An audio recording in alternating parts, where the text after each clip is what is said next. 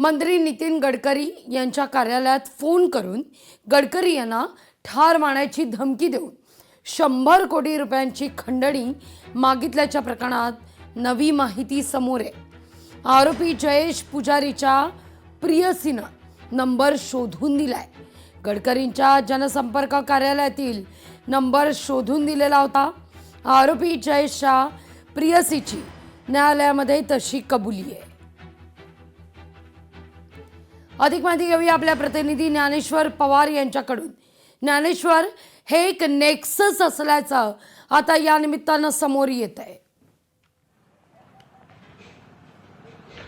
लागवीजी खरं पाहायला गेलं तर ज्यावेळेस ही धमकी देण्यात आली तेव्हा जो यामधील मुख्य आरोपी आहे जयेश पुजारी हा कर्नाटक येथील बेळगाव येथील मध्यवर्ती कारागृहात होता आणि तेथून त्याने कॉल केला होता। त्यामुळे त्यांना नंबर कोणी दिला हा एक सर्वात मोठा जे आहे ते टास्क पोलिसांसमोर होता। तर आता एकूणच जयेशची जी प्रेयसी आहे मंजुळा आनंदपा हिने जे आहे ते आता न्यायालयामध्ये साक्ष दिलेली आहे की तिनेच तिला गडकरी यांच्या जनसंपर्क कार्यालयाचा नंबर जे आहे ते शोधून दिलेला होता।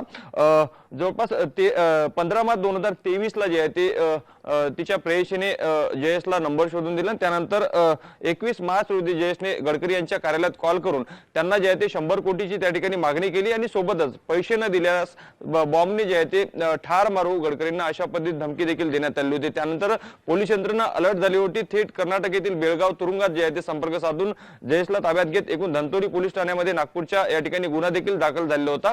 त्या संदर्भात तपासामध्ये हे संपूर्ण जे आहे ते उलगडा झालेला आहे। एकूणच मंजुळाने जे आहे ते न्यायालयासमोर जी साक्ष दिली त्यानुसार एकूणच ते गडकरी यांच्या जनसंपर्क कार्यालयाचे नंबर तिला शोधून दिले होते आणि यासाठी जयेश जो आहे तो मंजुळाला ब्लॅकमेल करत होता। त्याने तिला लग्न करण्याचं आमिष देखील दाखवलं होतं आणि सोबतच 2022 मध्ये व्हिडिओ कॉलच्या माध्यमातून तिने मंजुळाचे काही आक्षेपार्ह चित्रफित आणि व्हिडिओ देखील घेतले होते। त्यामुळे त्या व्हिडिओच्या आधारावर ते मंजुळाला ब्लॅकमेल करत होता आणि असे बेकायदेशीर कामं त्याच्याकडनं करून घेत होता अशी माहिती देखील मंजुळाने जे आहे ते बेळगाव पोलिसांना दिली आहे। त्यामुळे एकूणच प्रकरण पाहता यामध्ये अजूनही काही जे आहे ते धागे पोलिसांच्या हाती लागतात का याचे देखील पोलिसांच्या माध्यमातून शोध सुरू आहे। सोबतच मंजुळा नुसतं या पद्धतीने नंबर शोधण्यासाठीच त्याचा उपयोग जयेश पुजारी करत नव्हता तर तिच्या अकाउंट नंबरचा वापर देखील जो काही खंडणीचा निधी आहे तो वळवण्यासाठी तिच्या खात्याचा वापर करत होता आणि जेव्हा रक्कम मंजुळाच्या खात्यामध्ये जमा होत होती तेव्हा तो इतरांना फोन करून जे आहे ते पैसे वळवण्यासाठी सांगत होता।